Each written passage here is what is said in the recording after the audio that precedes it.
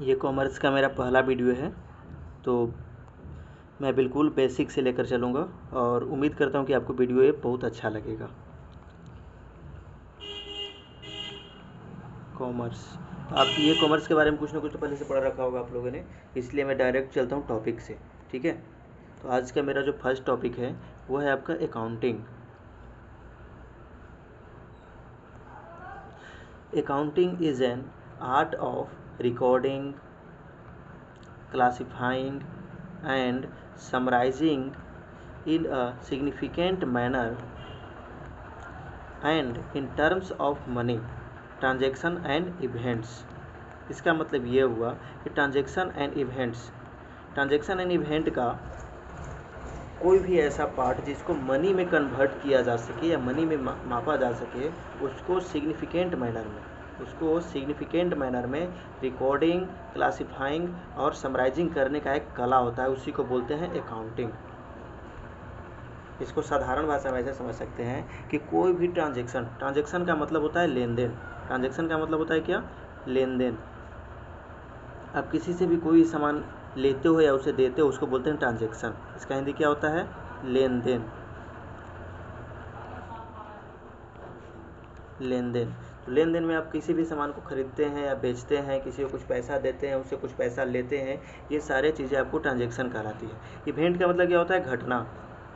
Business के अंदर बहुत सारे घटनाएं घटने रहती है। कभी कभी जैसे बिजनेस में लॉस हो जाता है, कभी आग लग जाती है, कभी सामान चोरी हो जाती है, कभी मशीन ख़राब हो जाता है। तो ये सारी चीज़ें जिसको हम लोग मनी में नाप सकते हैं, मेज़र कर सकते हैं, उसको हम लोग क्या करते हैं? रिकॉर्डिंग करते हैं, क्लासीफाइंग करते हैं और समराइजिंग करते हैं। सबको क्या कहलाता है? अकाउंटिंग कहलाता है। इसके आगे मैंने लिख रखा है, आप देखे होंगे कि which are in part at least of financial character and interpreting the result thereof। इसका मतलब यह हुआ कि कोई भी घटना या ट्रांजैक्शन जो कहीं ना कहीं एक फाइनेंशियल कैरेक्टर रखता हो, मतलब उसको कहीं ना कहीं हम लोग पैसे में नाप सकते हैं, तौल सकते हैं। ठीक है, कहीं ना कहीं उसका रिलेशन मनी से होता है, तो उसको बोलते हैं क्या? Financial character. और वो चीज़ें कहीं नहीं अगर प्रभावित होती हैं तो उसको हम लोग क्या करते हैं? अकाउंटिंग करते हैं। ठीक है, उसको कहीं ना कहीं हम लोग को लेखा करना पड़ता है, और उसका रिजल्ट क्या प्रभाव पड़ता है? ये प्रॉफिट एंड लॉस उसका प्रभाव पड़ता है। प्रॉफिट एंड लॉस क्या होता है आप लोग तो जानते ही होंगे कि कोई भी बिजनेस चलता है तो उसका कहीं ना कहीं एक मोटिव होता है प्रॉफिट कमाना। ठीक है, तो ये प्रॉफिट कमाने के लिए सारा काम किया जाता है। तो फाइनल रिजल्ट जो होता है, प्रॉफिट या लॉस जो है, ये सारी चीज़ों को लिखने के बाद ही पता चल पाता है कि ये प्रॉफिट हो रहा है या लॉस हो रहा है। इसको आप अकाउंटिंग को साधारण भाषा में वैसे समझ सकते हो कि यदि आप किसी भी शॉप में जाते हो, ये मान लो आपका शॉप है, ठीक है, इन्होंने कहीं से 40 रुपये में कोई गुड्स खरीद के लाए थे, ये हो गया क्या? Cost price. ये कहीं से खरीद के लाए थे, इन्होंने आपको 50 रुपये में बेचा, ये आपका होगा क्या? इनका एसपी। आपने इनको अभी सिर्फ 20 रुपये दिया है, यानी 20 रुपये इनको कैश दिया है, और अभी भी क्या है? 30 रुपये बाकी है, क्रेडिट है। क्रेडिट है। इसका मतलब ये हुआ कि जब अभी क्या करेंगे कि सारी चीज़ों को लिखेंगे। सारी चीज़ें बोले तो मतलब ये 40 रुपये का खरीद के लाए थे, ये लिखेंगे 50 रुपये का इन्होंने बेचा, 20 रुपये इनको कैश प्राप्त हुए, 30 रुपये इनको फिर बाकी। ये सारी चीज़ों को लिख कर कहीं ना कहीं ये पेज पे रखेंगे, और इन्हीं चीज़ों को लिखने का जो तरीका होता है, सिग्निफिकेंट मैनर, इसी को बोला जाता है अकाउंटिंग। ठीक है, और ऐसा क्यों लिखते हैं? क्योंकि ये लास्ट में अपना प्रॉफिट या लॉस निकाल सके। ठीक है, ऐसा तो यही इसका पता चल रहा है कि इन्होंने 10 रुपये प्रॉफिट लिया है, लेकिन इसमें अभी भी देखिए 30 रुपये आपने नहीं दिया है अभी। तो 30 रुपये हो सकता है कि आप 30 रुपये देंगे या कम देंगे, ये चीज़ अभी नहीं बाकी है ना, अभी पता भी नहीं है कि होगा या देंगे भी आप या नहीं देंगे। हो सकता है कि आप 25 ही देंगे, बोलेंगे पैसा नहीं देंगे। इसलिए इसका अकाउंटिंग जो है लास्ट में किया जाता है, और हर चीज़ों बैड डेब्ट्स से लेकर हर चीज़ों का इसमें समायोजन किया जाता है, एडजस्टमेंट किया जाता है। ठीक है, तो मैं समझता हूँ कि अकाउंटिंग समझ में आ गई होगी आपको। अब चलिए इसका नेक्स्ट टॉपिक जो है अकाउंटिंग सिस्टम। ठीक है, अभी मैंने बताया था ना अकाउंटिंग लिखने का एक तरीका होता है सिग्निफिकेंट मैनर में, तो ये मैनर जो है ना उसी को बोलते हैं सिस्टम। ठीक है, तो ये सिस्टम कैसे काम करता है देखिए। तो ये जो अकाउंटिंग सिस्टम है, ये मेनली दो तरह के आपको पढ़ने हैं। एक तो आपको पढ़ने हैं इंडियन, और दूसरे पढ़ना है आपको इंग्लिश। इंग्लिश सिस्टम ज़्यादा डेवलप है, इसलिए इसके यही आपको मेन पढ़ाई होगी, इंग्लिश सिस्टम ही। इंडियन सिस्टम सिर्फ मैं आपको जानकारी के लिए बताता हूँ कि इंडियन सिस्टम भी कुछ चीज़ थी। जैसे इसको हिंदी सिस्टम भी बोलते हैं, हिंदी सिस्टम। ये इसमें जितने भी ट्रांजेक्शन होते हैं ना, ये सारी चीज़ों को हिंदी में लिखा जाता है, ठीक है, सारे चीज़ों को हिंदी में लिखा जाएगा, इसलिए इसको हिंदी सिस्टम बोलते हैं। और ये इसमें जितने भी ट्रांजेक्शन होंगे सब कुछ इंग्लिश में लिखे जाएंगे, सारे कुछ इंग्लिश में होंगे, इसलिए इसको इंग्लिश सिस्टम बोलते हैं। यहाँ तक तो आपको कोई प्रॉब्लम नहीं होनी चाहिए। अब इंडियन सिस्टम के बारे में थोड़ा और बता देता हूँ आपको, ताकि आपको प्रैक्टिकल समझ में आ जाए। अब किसी किसी शॉप में जाओगे जो पुराना शॉप है, या फिर ज्वेलरी शॉप, अभी भी कुछ लोग फॉलो करते हैं इसको, जाओगे वहाँ तो देखोगे कि एक रेड कलर की, मैं रेड से ही बना देता हूँ, आपको ज़्यादा समझ में आएगी ना।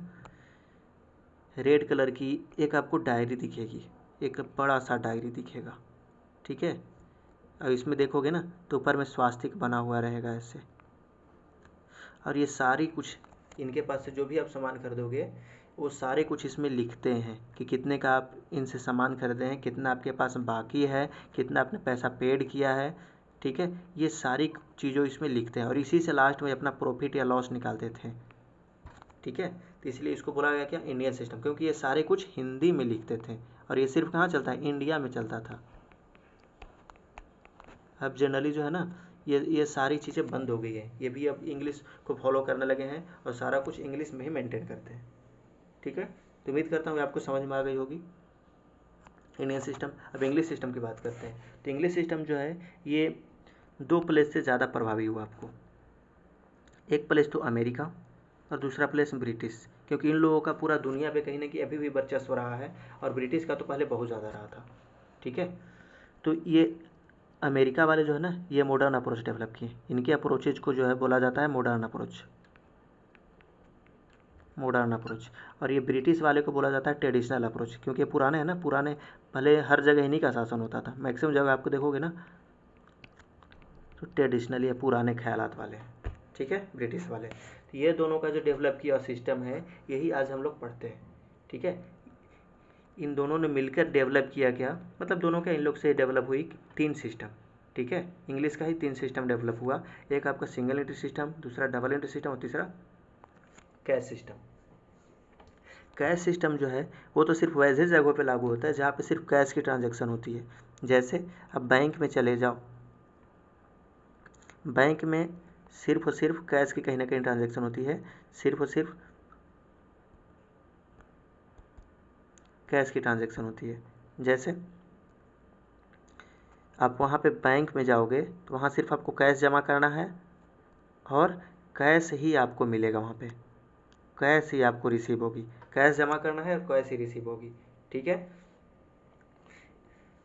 और इंश्योरेंस कंपनी वाले जो होते हैं, इंश्योरेंस वाले के पास भी जाओगे आप तो वही होता है, वहाँ भी सेम कंडीशन है, वहाँ भी आप कैश ही जमा करोगे और कैश ही आपको मिलेगा, ठीक है। तो यहाँ पे सिर्फ कैश का ट्रांजैक्शन हो रहा है, इसलिए इन्होंने कैश का काम कर लिया।